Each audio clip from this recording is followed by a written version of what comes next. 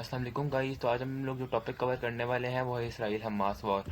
तो जैसे कि हम लोगों ने लास्ट वीडियो में इस सारे रीजन की हिस्ट्री डिस्कस की थी, तो आज हम लोग 7 अक्टूबर 2023 के बाद जो सारा एस्केलेशन हुआ है उसको डिस्कस करेंगे।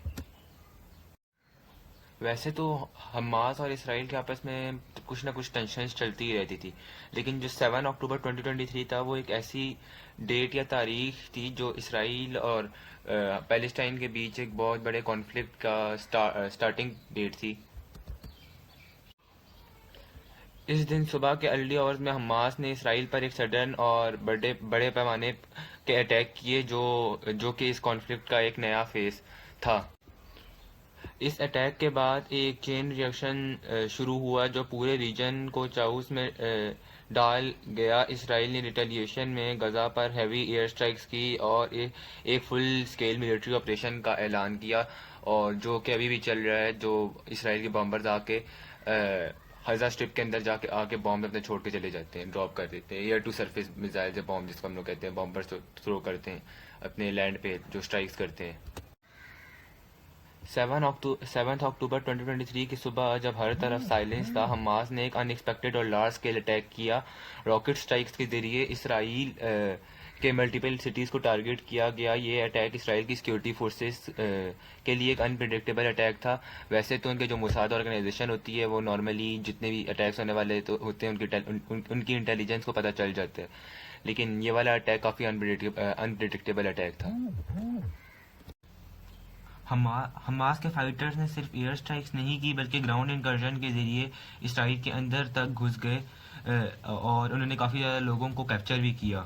इस ऑपरेशन के अंदर जो इसराइल के लैंड के अंदर जाके काफ़ी ज़्यादा लोगों को उन्होंने कैप्चर किया ताकि आगे जाके नेगोशिएशंस हो पॉसिबल हो सकें। इस अटैक का जो प्राइमरी एम था वो इसराइल की मिलिट्री और सिक्योरिटी को वीक करना था। इनिशियल एस्टिमेट्स के मुताबिक हंड्रेड्स ऑफ सिविलियंस और सोल्जर्स इसराइल के मारे गए, जिसमें उनकी सिक्योरिटी, उनकी आर्मी, उनकी डिफेंस फोर्सेस के उनकी डिफेंस फोर्सेस से हट के उनकी पैरामिलिट्री जो ऑर्गेनाइजेशंस थी उनके भी काफ़ी ज़्यादा लोग मारे गए इस अटैक के अंदर। और इस अटैक से इंफ्रास्ट्रक्चर भी काफ़ी ज़्यादा डैमेज हुआ, और ये एक ऐसा मोमेंट था जो पूरे रीजन को वॉर की तरफ धकेलने का सबब बना। अटैक ने तुरंत बाद इसराइल ने रिलेटरी मेयर्स का ऐलान किया कि हम लोग अब एयर स्ट्राइक्स करेंगे गजा स्ट्रिप के ऊपर। इस दिन कुछ सोर्सेस के अकॉर्डिंग हमास ने टोटल 5000 रॉकेट्स इसराइल की जो लैंड थी उसकी तरफ फायर की है, जिसके अंदर टोटल 1180 लोग मरे, जिसमें से 797 सिविलियंस थे और 379 सिक्योरिटी फोर्सेस के लोग थे, जिसमें सिर्फ आईडीएफ के अलावा भी पुलिस के भी कुछ कुछ उनके पर्सनल थे। और इसके बाद टोटल अराउंड 6000 लोग इसराइल का जो लैंड था उसके ऊपर गए, और वहाँ से उन्होंने 251 लोगों को कैप्चर कर लिया 7 अक्टूबर के दिन। और कुछ लोग समझते हैं कि अगर ये 7 अक्टूबर वाले दिन हमास अगर इसराइल के ऊपर अपनी स्ट्राइक्स ना करता तो ऐसी कोई वॉर ना होती। तो ये जो स्ट्राइक्स थी इसमें हमास का अगर हम लोग गलत कहें ये सही नहीं होगा, क्योंकि हमास का जो स्ट्राइक्स थी ऑफिशियल यूनाइटेड नेशन के जो सेक्रेटरी जनरल था उसने भी कहा था कि वो एक रिटेलिएशन टाइप की स्ट्राइक्स थी। और अगर आप ये कहते हैं कि इसने किसी कंट्री की सोवरेनिटी या फिर डेमोक्रेसी को डिस्टर्ब किया है, तो अकॉर्डिंग टू अगर आप यूनाइटेड नेशन के लॉज और रूल्स देखें तो वेस्ट बैंक पूरा पैलेस्टाइन का बनता है, लेकिन उसके अंदर भी अब इसराइल की काफ़ी ज़्यादा सेटलमेंट्स हो गई हैं। तो ये मेरे पॉइंट ऑफ व्यू से और as well as United Nation के पॉइंट ऑफ व्यू से एक रिटेलिएटरी स्ट्राइक्स थी। और ये दिन हज़ा स्ट्रिप के लोगों के लिए एक बहुत अच्छा दिन था, और काफ़ी ज़्यादा सिविलियंस भी इसराइल की टेरिटरी के अंदर घुस गए और उन्होंने कुछ लोगों को वहाँ पे कैप्चर भी किया। लेकिन ये जो उनकी खुशी थी वो कुछ देर के लिए चली, क्योंकि उसके बाद हमास के अटैक के तुरंत बाद इसराइल ने अपना रिएक्शन देना शुरू कर दिया। सबसे पहला जो इसराइल का स्टेप था वो था लार्ज स्केल एयर स्ट्राइक, जो गजा के क्रिटिकल एरियाज को टारगेट करती थी। इसराइल की इसराइली डिफेंस फोर्सेस ने अपनी मिलिट्री मोबिलाइजेशन का भी ऐलान किया और थाउजेंड ऑफ रिजर्व सोल्जर्स को एक्टिव ड्यूटी पर बुला लिया।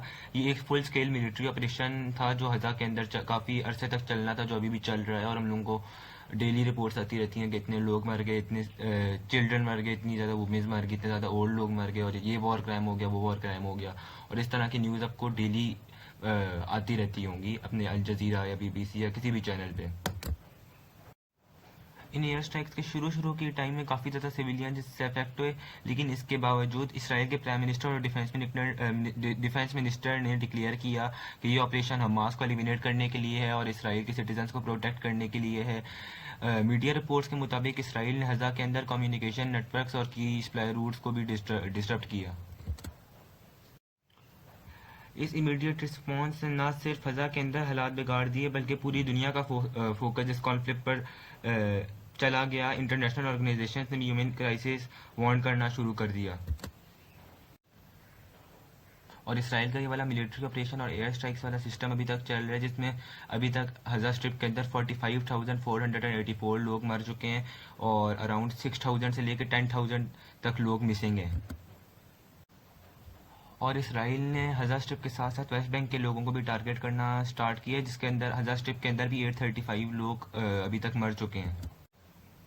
और इस वॉर के बाद जो हमास के टॉप मिलिट्री कमांडर्स थे, जिस तरह इस्माइल हानिया, साले अल अरूई, मोहम्मद सिनवार, यहया सिनवार, इस तरह के काफ़ी ज़्यादा मेजर इसराइल ने हमास के लीडर्स को भी टारगेट किया।